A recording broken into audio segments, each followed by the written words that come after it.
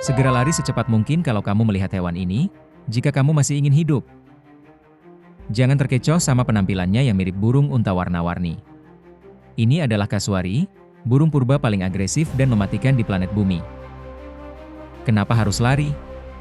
Karena di kakinya ada cakar belati sepanjang 12 cm. Sekali dia menendang, cakar ini bisa merobek perut manusia dalam hitungan detik. Masalahnya, mereka bisa lari secepat 50 km per jam dan melompat setinggi 2 meter. Jadi, kalau dia sudah telanjur mengejar, peluang kamu selamat itu tipis banget. Kira-kira kamu bisa lolos gak dari kejaran burung ini? Tulis teorimu di komen dan subscribe.